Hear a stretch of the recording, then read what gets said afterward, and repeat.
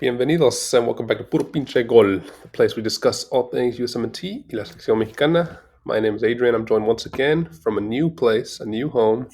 Adrian, what's going on, man? See, you're still moving there. Yeah, man. See a lot of boxes. I'm doing all right. Consider the amount of I guess the stress that I went through last week, getting everything moved out of San Antonio, moving over here in Austin. But I'm settling down, and I'm having some time to talk about the upcoming matches at Liguilla. Yeah, man. Big move for you, and there were some big moves this past weekend in el Mhm. repechaje. Some unexpected results. Unexpected, but at the same time, it's Liga MX, so, it's always like up in the air what's going to happen. Mhm. Um, Man, so in this episode, we're going to be discussing, the results from the repechaje, what went down, if there was any major shocks, and kind of focusing on the next round of Liguilla, or I guess the first round of Liguilla, Cuartos the final here. Mhm. So, Adrian, man, let's just get right into it, bro. From this past weekend, man, what match stood out to you the most, and what result was the most unexpected for you? So I thank God that I'm not into betting or anything like that, and that I'm not even interested at the minimum or at all on playing parlays at Liga MX, because this last weekend shows how unexpected or how unpredictable Liga MX is. We went through the matches, and if you look at the numbers, you have the ninth, the 11th, and the 12th teams moving on to the next round. The only team that was on the upper portion of the half of teams that moved on was Tigres. It was the only local that actually won the match and moved on to the next stage. Um I think we have major upsets in here, where the biggest one for me was Leon versus San Luis.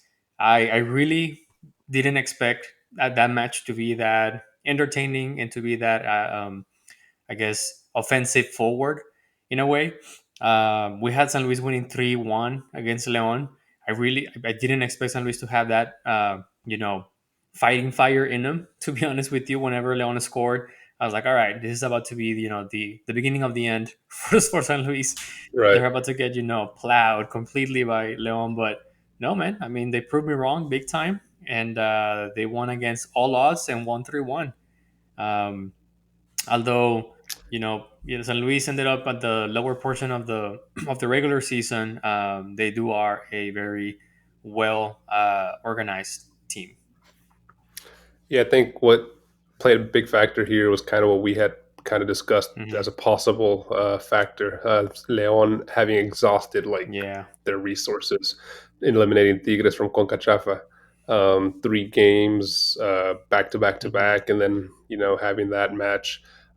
So they ran out of steam. I mean, they're still alive in La CONCACHAF, Hmm. but we'll see where they get to there. But yeah, I mean, big upset there. I think I that's the one know. you and I were kind of saying that was probably the most, easy one. Not Yeah. easy, but the one we kind of said Leon's got this, right? Yeah, no, I know. And the thing is that Leon was one of those strong teams that, even though they didn't qualify directly to Liguilla, that you said, yeah, they must be, or they should, sorry, they should be on moving on to the quarterfinals. But geez Louise, man, things happen like that. So the other upset that we had was, and it was also a very entertaining game, uh, forward speaking, because defensively speaking, it was a horrible match.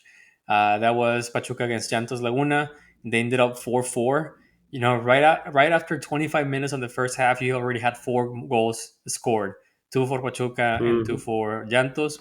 They ended the first half 3-2, Pachuca winning, and then they went all the way to the 90th minute to Pachuca scoring the 4-3 goal, and then Santos scoring at the very, very last minute of the match to take the match into PK shootout, which they won. Ustari had a horrible night. Facundo Fabral also had a very terrible performance on that game. I think this is Pachuca getting a reality check by finally crashing after losing some key players like Pocho Guzman and Nico Ibanez. You can see that their offensive side of the team is not necessarily uh, well trained, in the sense that they don't really they have yet to understand each other's movements and understand how each other play. They brought in Chicho Arango, but he doesn't seem to be settling down as quick as he should have. And Roberto de la Rosa hasn't proven to be a strong solution for Nico Ibanez's departure. Um, Yantus Laguna once again paying homage to Liga MX, showing up late and trying to take it home. At this point in time, this has to be the maybe one of the few leagues in the world where the 13th ranked team during regular season has a shot to win the championship. So Man, I think it's probably the only league in the world where the 13th ranked has a chance to win the championship.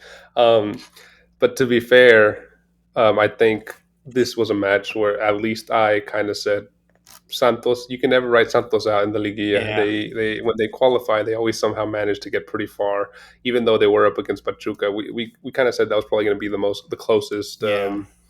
game, more competitive game, which it was. I mean, I don't think we expected that many goals from defenses that haven't really been leaking a lot of goals. But Liga MX in a nutshell, man. I know, and the thing is, well, I guess the way I think of Santos is they are perhaps excluding those teams in Liga MX that have money, like America, Tigres, Monterrey, Chivas, Toluca, maybe. Uh, Jantos is the team out of the rest of the bunch that they don't really invest a lot of money in them, but they are built for this specific tournament. They are built to be floundering maybe mid-table and hopefully getting above the fourth place. But Hmm. as soon as the playoffs hit, they are ready to go, man. So we'll see how far they can take it. They're going to have definitely a stronger opposition in the next round. But once again, this is Liga MX at its best. For sure. All right. So, what were the other two matches, man, and how did those pan out for Sure. us? So I want to move on with Cruz Azul against Atlas. I think that was also another very entertaining match, back to back offensive drives every single minute of the match. Atlas won 1-0, and I think this is a. I don't want to say that I'm uh, glad or gallivanting that Cruz Azul lost, just because I don't like El Tuca, but I think this is a good example of El Tuca getting a spoonful of his own medicine and losing against losing against a team by the minimum, right? You can tell that Atlas still has that diegococca DNA in them, where they defend well and they just pray that one of the balls that they shoot through Julian Quinones is the lucky one, and he happens to be on his A game and scores a goal, which is what happened on this last match. So, well, I mean, he didn't score, but he made the play where Right. what's the name of this guy? Lozano, I think. They scored a very good goal. So they advanced 1-0. Good game. The last one was Tigres against Puebla. They also advanced by the minimum difference, which was 1-0. Um, Tigres showed some strength at the very early stages of the match, but after the goal, it was a very boring game. It was difficult to continue watching him, and I mean, you can tell that Tigres. I know people don't want to believe this, but they are aging badly, and you can tell some players are just walking around. Some players are not committed anymore. Like, it's time for the team to get a cambio generacional. So we'll see how far they can make it. Again, as I said, I have lost all hope in them. I honestly was hoping that this was the last match for them, so they can take a step back and Yeah, rebuild. you said so. But I think we'll still have two more matches to go for that to happen. And that's how repechaje ended. Yeah, I going back to Cruz Azul match real quick. I mean, speaking of Tigres, we saw that all the time when Tuca Ferretti was coach of Tigres, losing by la mínima diferencia, Hmm. one goal, dominating the game, and just always just playing for that one goal to win 1-0 or win by just the minimum. And it happened countless times that couldn't score the goal and end up losing 1-0. Hmm. So Tuca got a taste of his own medicine there. Yes, And as far as Tigres go, I mean, I kind of predicted them to beat you did. Puebla, but I think it ends against Toluca. I don't see them beating Toluca It's a in two yeah, matches. it's a tough match. But we'll see, man. We'll give our predictions here. So what can we look forward to in cuarto de final liguilla, man? What All are the right. matches? So with these teams advancing from repechaje, we now have the quarterfinals settled. We have Monterrey against Santos Laguna, America versus San Luis, Guadalajara against Atlas, and Toluca versus Tigres. So that's the number one against the number 12th, numbers two against number 11th, the third place against the ninth, and then we have the fourth against the seventh. Starting with Monterrey against Santos. I mean, I think pretty much every single match right now. The next two matches for Monterrey should be, I think, in paper, a walk in the park. Right? They are the number one team, 40 points. They are the second best offensive. They are the second best defense as well. Just behind America, I believe, on both rankings. And it seems that Janto seems to be the ad hoc rival against, or it's a rival that sits well against Monterrey. Even Hmm. though during regular season, Santos did beat Monterrey 2-1, and they came from behind to rally and win the match. So uh, I do want to say that, as much as I want to say that Monterrey should have a walk in the park, as we previously mentioned, Santos is built for these kind of matches. So I wouldn't be surprised if there's a tragedia at El Gigante de Acero Campeonatos que Valen in Monterrey, and they knock him out of the liguilla. I personally feel that Monterrey will take it home with an easy win 3-0 at Torreon, and then a 0-0 back in Monterrey. Wow, 3-0 win at Torreon. Yeah, that will be Okay. that will be a big statement, man. If they can make that happen, that's essentially just saying, "Hey, I'm here to take it all." Yeah, which they rightfully should be. Yeah. 40 points, no easy feat. Hmm. No, I agree with you, man. Santos has always been kind of that thorn on the side of the Regio teams, Hmm. especially in Liguillas. And I mean, if anybody can surprise Monterrey, it's probably them. But the way Monterrey's been playing and the season's been going for them, yeah, I think it's probably going to be I'm thinking a 2-1 win Monterrey in Torreon, and Hmm. then probably like a 2-0 win in Monterrey for Rayados. Nice. Um, Al- ultimately, yeah, Although I do want advancing. to mention that a year ago, around different situations where Monterrey wasn't the first seeded team. I think it was maybe second or third. But Jantos showed up after repechaje. They played quarterfinals against Monterrey, and they beat Monterrey at El Gigante de Acero. So will history repeat? I don't know, but there's a precedent that it can happen. It's happened before. Yeah, we'll see, man. So, what can you tell us about America San Luis, man? San Luis shouldn't probably even be here, but what are we predicting? America takes it easily as Monterrey takes it against Santos. I think for me, you will see a pattern where I am putting those teams that ended up regular season at the top of the table as the favorites for all of their legs, right? I think America is on the same page as Monterrey. They should, in paper, destroy San Luis. San Luis qualified on technically the 12th place, but because Querétaro moving out due to El Cociente, they moved up to the 11th place, right? Um, so I'm just trying to keep things into perspective, right? Uh, while San Luis qualified as at the very end, I don't think it's a horrible team. I think it's well organized. I think has a strong coach. It's unfortunate that he doesn't have enough resources to make their team more competitive. Uh, but I wouldn't necessarily strike them out as an easy feature against America. And I know I'm contradicting myself saying that America should destroy them. I don't think that's going to be necessarily the case. I think it's going to be a close match, definitely. And I mean close match in the sense that America is not necessarily going to score 6 goals or 5 goals, right? They're probably, they're probably gonna Gotcha. measure themselves and make sure that they win. But I will keep a close eye on Vitinho from San Luis. Uh, as he is a fast player, he can tear through defenses by counterattacking, as he did against Leon. Uh, and I think if San Luis wants to make it happen, uh, they need to be very well organized defensively speaking. Nonetheless, I feel America will take it home 3-1 in San Luis and then 2-0 at El Azteca. Well, still 5-1 overall. Yeah, I right there with you. I mean, I don't have a score prediction, but I'll go with yours. That seems reasonable. I think America wins. I think they win comfortably. 2-0, 2-0, possibly.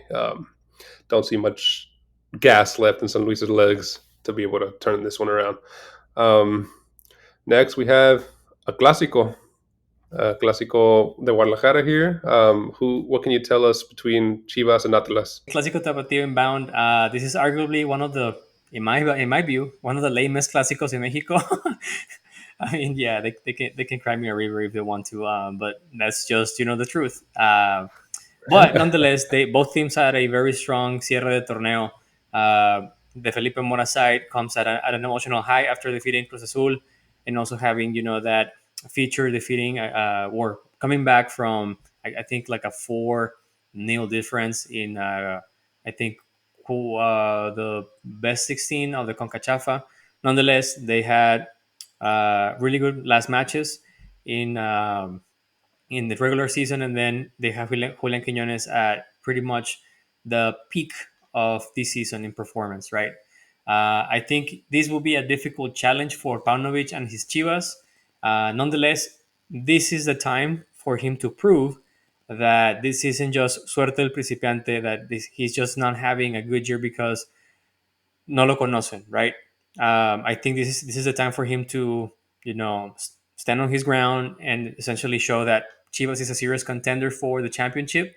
Uh, I think this is the closest match in all on all quarterfinals, not only because of the rivalry, but I do feel that both game styles are counter to one another. So the way that Atlas plays counteracts pretty well how Chivas play, and then vice versa. So I think that's why it's a very close match. And just because of that, I think Chivas is not going to win any of the matches, but they will move on due to finishing higher on the regular season. So I see a 1-1 on the first leg and a 0-0 or 0-0 on in el Estadio de Mi Life. Wow. Okay. Yeah. No. That'd be our first draw that we're predicting here. Hmm. I don't know, man. I see Chivas taking it 0-0 in the first leg, and maybe winning 2-0 on me life. I just think they have just a better team and just have been performing more consistently throughout the I agree. season. Atlas finished good, like you said, finished the season on a high, but I don't know. I just think consistency takes it here. I really hope so, man. We'll see. We'll see what happens, man. For the final match, man, Los Diablos Rojos against Tigres. What can you tell us about this? What are you predicting here? What are you? Is your Man, patience running thin? I'm gonna try to be as unbiased as possible in here. Y'all know that I love Tigres to death, but I need to give my unbiased opinion. I think this is a tougher match for Tigres than what it is for Toluca. And let me tell you something. Tigres arrives to this match under significant turmoil after being eliminated from La CONCACHAF in semifinals, and then showing signs of aging amongst his roster. Like if you watch the last 4 games of Tigres, the 3 games against León and the game against Puebla, you can definitely see that some players are aging badly, and they're not at their highest peak of performance. They're not even having a segundo aire at this point in time. You can see the likes of Carioca just walking around the pitch. You will see Andre Pergina trying to do everything, not realizing that he can only focus on one thing, and that's finishing. He is a playmaker, but he doesn't have the age to be a playmaker anymore. Um, so I think that's a difficult situation for Tigres. Then Toluca shows up at the quarterfinal as a serious contender for the championship. Nacho Ambriz manages a team that is very well organized, defensively speaking, and is a very strong team when they go forward and attack. So to me, Toluca is one of those sides that is the most well balanced in Liga MX, where it's difficult to crack them on both sides. They have very strong players like Charlie Gonzalez, which a lot of people think that his time at Tigres was a disaster and he wasn't that good of a striker, but he has proven time and time to be very effective on both being as a second role striker or as the third role striker. And then the inclusion of Diego Volpi as their keeper has brought to the team has brought to the team a leadership that they were lacking for the last couple of seasons. So that's why how or why I see a very well balanced team. Um, I know that a lot of people, especially in Monterrey, like to say that Tigres can wake up at any moment. That they have all these players that are winners, that they have shown and shown grit and showed up at the clutch times, right? That Tigres has this clutch team, but I just personally feel that this isn't the case anymore. I don't see how Gignac can, I don't see how Gignac can put the team on his shoulders and make things happen. He can score. He can't score for his to save his life for the last 5 matches or whatnot. Lainez no puede ni levantar la pelota. Siempre que trata de centrar, he just can't, dude. I mean, it's like he just can't. I don't know why. Yeah. And then lastly, we see the likes of Pizarro and Carioca, as I said, just lost in the midfield. So I feel that Toluca will take it back home by the minimum. I think they will tie 0-0 at El Volcán, and I think Toluca will win 1-0 at El MS10. Wow. You brought something up, a good point about Diego Lainez. Do you think, just a off topic here, do you think he's el fracaso, like the signing fracaso of the season? I think so, man. I mean, it's hard to say it, but I think if you look overall, right, I think all of the signings that Tigres made are fracasos for this season, and it's let's take that word lightly, right? I'm not saying that they are failure as a player or anything like that. It just seems that Nico Ibanez and Diego Lainez arrive at Tigres with a lot of high expectations, with a lot of anticipation, right? And both of them haven't been able to deliver. But specifically talking about Nico Ibanez, I don't think it has to do with him. If we focus on Diego Lainez, I think has to do everything with him. I think the guy has lost, his mind. Not in the sense of he went crazy, but he doesn't have any confidence in himself to make things work out. I don't think it's a case of him just going and partying around and just being undisciplined. I think it's just a matter of him maybe having a reality check and being like, hey man, maybe you're not ready for that specific stage of your career, right? I mean, he left America when he was 18. Now he's 21, 22, and it might be a difficult pill to swallow to realize that, hey, maybe I'm not, at that point in my career just yet. Um, so I do have to say that this is I'm not sure if fracaso is the best word, but definitely a huge disappointment for Tigres and, Yeah, other fans. for sure.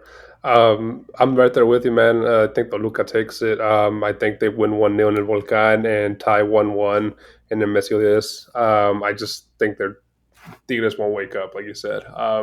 As much as I want to, just because it'd be cool to see two I clásicos know. in the semifinals, clásicoregio, clásico nacional. That'd be awesome. I don't know if that's ever happened in the I semifinals. If don't it think has, so. it's been a while. Hmm. So that'd be cool. But again, I don't see it happening. So with that, man, with those predictions, are we going to see in the semifinals? What are the matchups for So us? if all the teams that we think will advance move on, we'll have Monterrey and Toluca. So that's the first against the fourth, and America versus Guadalajara, which is the second against the third. And we will have a Clásico Nacional. We just won't have a Clásico Regio. If everything goes as PPG is predicting, right? Or at least as I'm predicting. Um, you know. Which it hasn't been going that way, by the I way. know. So, So hey, don't hey, place man, y'all's bets based on our predictions. better for me because if I'm the one who's if things go against to my predictions, then it means that they will move on. So to me, it's a win-win, right? True. Yeah. True. True. True. All right, man. Well, everybody that's listening, if y'all like our Liga MX previews, stick with us here, man. We're gonna have our Cuartos review and our semifinal preview for our next episode regarding Liga MX. Adrian, before we take off, man, where can our listeners find us, dude? Sure, man. They can find us on YouTube. Don't forget to subscribe, hit the like button, and turn on the notifications. If you want to listen to our voices, you can find us on Apple Podcasts, Spotify, or wherever you get your podcast on. Lastly but not least, you can also follow us at Puro Pinche Gol on Twitter and Instagram. We post stuff every now and then. Yeah, and be sure to leave us comments below. Who do you guys think are favorites to advance? Did your team make it to the cuartosdefinal? Um, do you guys hope we're also going to see two clásicos in the semifinals, or are just tigres no hope for those guys? Just let us know, man. We definitely like interacting with you guys there in the comments. Um, Adrian, man, we'll see what happens, and see you in the next one, brother. Take it easy, my guy. See you, man.